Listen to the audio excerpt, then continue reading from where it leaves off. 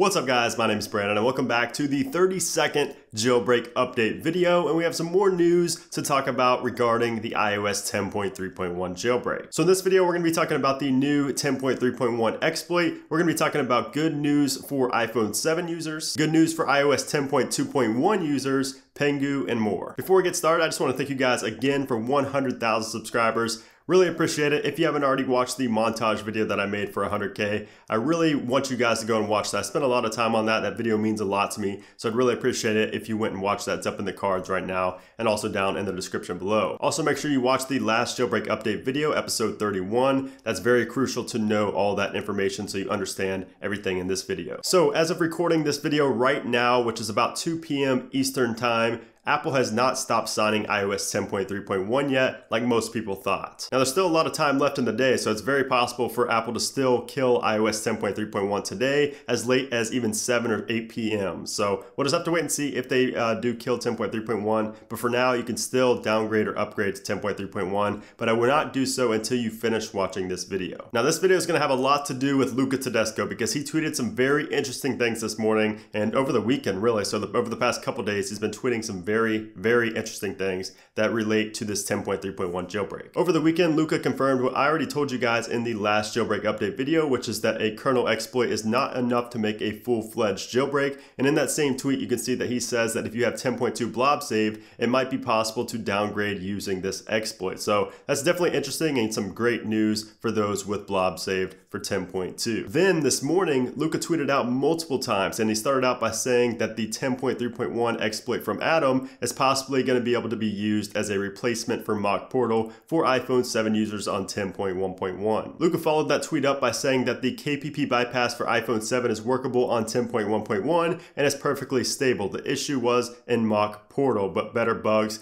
can of course fix that. So this is great news for iPhone 7 users who decided to stay on 10.1.1. I myself, I know in the last jailbreak update video I said I was having that dilemma. I personally decided to stay on 10.1.1 and now I'm very glad I did. But even if I didn't decide, I wouldn't have done it until today and this morning, on Monday morning before Apple stopped signing, because again, I always like waiting till the very last minute so we have as much news as possible before updating, from a firmware you can never get back to. But yeah, this is great news for those iPhone 7 users because this means that Mock Portal is going to be a lot more stable, and it's not just going to be some simple Cydia package or anything like that. It's really going to be more stable if this does get released. Then he switched to talking about the iOS 10.3.1 jailbreak, saying that this isn't to say anything will happen for 10.3.1. It likely won't. Then he said, I doubt anyone is willing to burn kernel protection bypasses. And then finally he says, additionally, I think the 10.2 KPP bypass works on 10.2.1 since it was released shortly after. So between 10.3.1 and 10.2.1, stay on 10.2.1.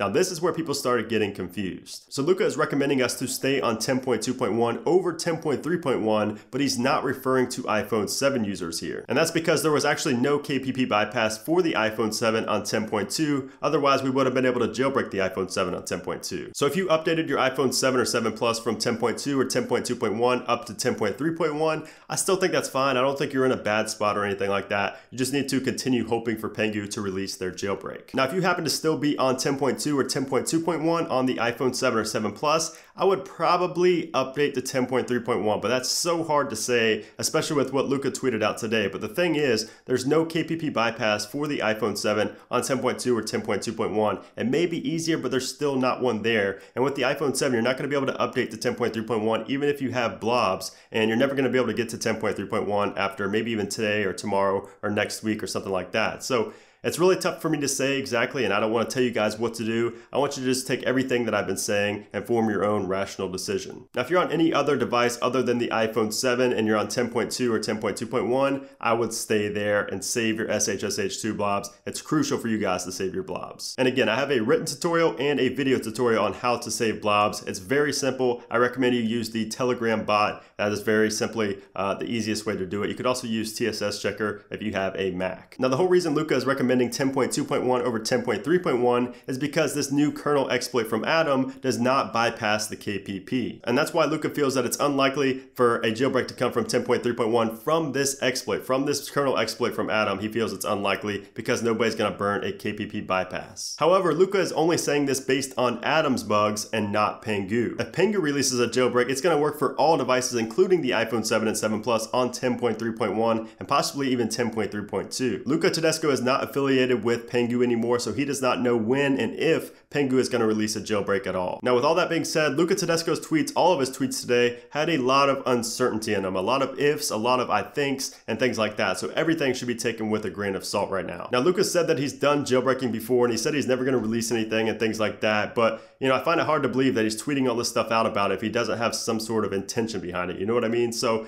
it's like, you know, the original mock portal, not the original, actually, Luca Tedesco's version of mock portal is not actually open source. So if you were to be working with these bugs and including these bugs inside of mock portal, that means he's going to have to release it unless he just hands it off to somebody else or posts the source code openly on Twitter or something like that. So it's gonna be really interesting to see exactly what he does and if he actually comes back and starts releasing things again, a new version of Yalu, a new version of mock portal, whatever he ends up doing. It's gonna be interesting to see this summer. As for Pangu, nothing has been said. You know, they're a very secretive company. They're not really gonna say a lot leading up to a jailbreak release. They could give us a hint on Weibo or Twitter, but we have not seen anything just yet. But again, I still think it's way too early to write them off as saying they're not gonna release anything. So wrapping everything up, Luca Tedesco said that his KPP bypass for 10.2 could be working on 10.2.1, and we may expect a jailbreak this summer, but of course there are no guarantees with that. It's also possible that iPhone 7 users on 10.1.1 using the mock portal jailbreak could get a much more stable version of mock portal this summer. And then of course nothing at all new from Pangu. Now again, with everything being said, I still don't think being on 10.3.1 is a bad thing at all. I mean, we've seen multiple jailbreaks, you know, advertised as working with 10.3.1, so I don't think it's a bad firmware to be on, but of course just stay there and do not update to 10.3.1. So anyways, guys, I hope you enjoyed this video. If you did, make sure to give this video a thumbs up. Also, make sure to subscribe for a lot more of these jailbreak update videos. I do them every single week. So thanks again for watching, guys, and I'll see you soon.